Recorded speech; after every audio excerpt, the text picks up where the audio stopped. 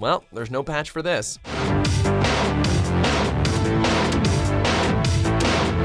Welcome to WatchMojo.com, and today we'll be counting down our picks for the top 10 notoriously defective pieces of video game hardware. Before we begin, we publish new videos every day, so be sure to subscribe for more great content. For this list, we'll be looking at pieces of video game hardware that had major technical problems or just plain never worked. Number 10, Roll and Rocker. Roll and rock? Roll and rocker. Nope, not rock and roller, that would be too clever. This contraption was meant to be used instead of the NES controls D-pad. You'd stand on it and rock back and forth to move. While touted to be compatible with every NES game, it barely worked with a single one, especially if you weighed over 100 pounds. What?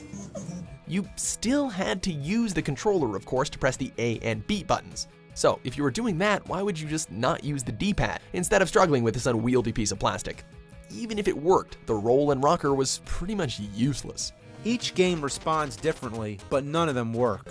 Adventure Island keeps walking right, Excite Bike keeps going down, Skate or Die goes in circles, Kung Fu ducks to the right, Metal Gear does nothing at all. Number 9, R.O.B the Robot. When you master R.O.B the video robot and meet the challenge of Gyrobite. You might know this cute but deadly robotic operating buddy from Super Smash Bros., but R.O.B was actually bundled with original NES consoles back in 1985. If you were expecting a rad, futuristic experience though, you were sorely mistaken. He used flashes from the CRTV to know when to move, would press the B or A buttons on controller 2, and would stack up colored cylinders. The main problem was R.O.B was horrendously slow, so it was much easier to just press the damn buttons yourself. Add to the fact that there were only 2 games that were made to use R.O.B, and we have yet another NES accessory that we can do without. Nintendo Entertainment System Deluxe Set. Batteries not included, Super Mario Brothers and other games sold separately. Number 8, Voice Recognition Unit, aka VRU. Let's play. Pikachu, dance. I can't take it anymore. The 90s and voice recognition. You can guess how this turned out, right? Looking for love here. Nintendo's voice recognition unit, known as VRU, was a peripheral for the N64. It was supposed to allow players to talk and give simple voice commands in certain games. It was only compatible with 2 games though, Hey You Pikachu and this train conductor simulator. Anyway, that's not even the worst part. The VRU was made specifically for younger audiences with higher pitched voices. That meant that anyone past puberty would have a lot of trouble getting the damn thing to work properly. Whatever, can I play? Thankfully, no other games required it. And Nintendo semi-redeemed themselves a year later with the Wii Speak. That's because Professor Oak's always there to help. Sometimes friends are good to have. Number 7, the Power Glove. The Power Glove for your Nintendo Entertainment System. Now you and the games are one. Okay, if you want to look like a Jedi Master, telekinetically moving objects on the screen with your arms outstretched, then the Power Glove's definitely for you, I guess.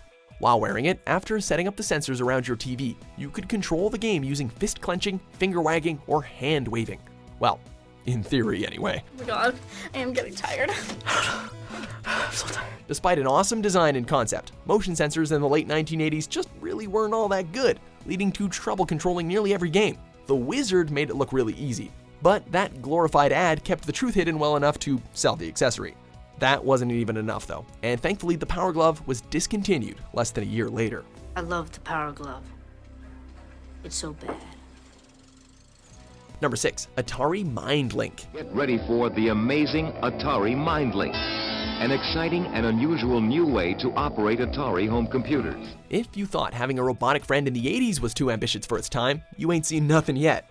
The Atari Mindlink was meant to be a hands-free controller, reading the myoneural signal voltage from your forehead. Okay, that sounds really high-tech, but in practice, you basically just place it on your head and move your eyebrows around. The state of the art for the states of your mind. Only 3 games were made to use this: Bionic Breakthrough, Telepathy, and Mind Maze, but none were actually released. Why? Well, technically, the Mindlink itself never got released. Testers got frequent headaches from moving their foreheads too much, and it went down with the rest of the video game industry during the crash of the mid-80s. Number 5, Sega Activator. I'm referring to the box. The polar opposite of the Mindlink, the Sega Activator, released in 1993, has you punching and jump kicking to your heart's content. After putting the plastic octagon together, you just step inside it and infrared sensors detect which move you want to do. The problem was that if you have any kind of ceiling decoration, like lights or a fan, the sensor won't work properly. Even if the setup was perfect, it'd be really inaccurate, meaning your leaps and roundhouse kicks resulted in completely different moves on screen. Factor in its immense price tag at the time, and you might want to deactivate your interest in the Activator. There's never been anything like this.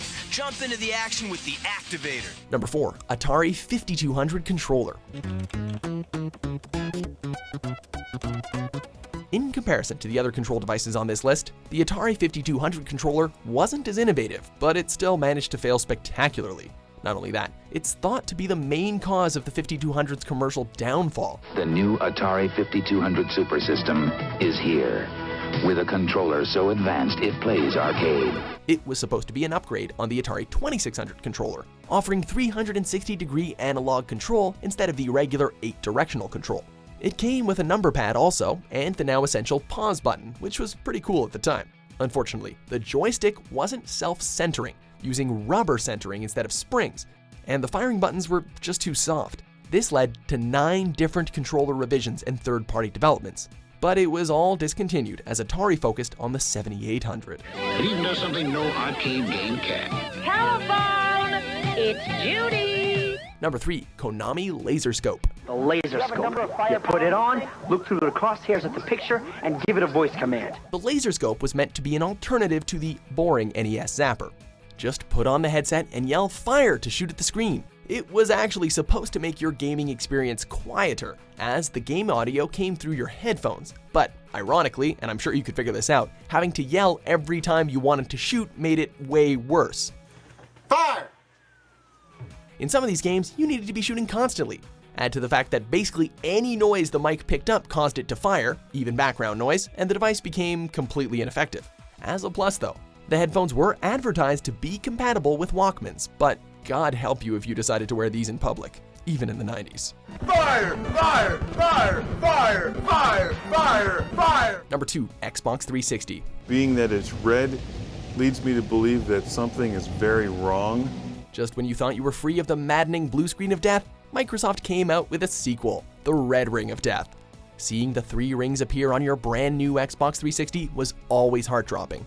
It indicated a general hardware failure, and often came coupled with freezes, graphical, and sound errors.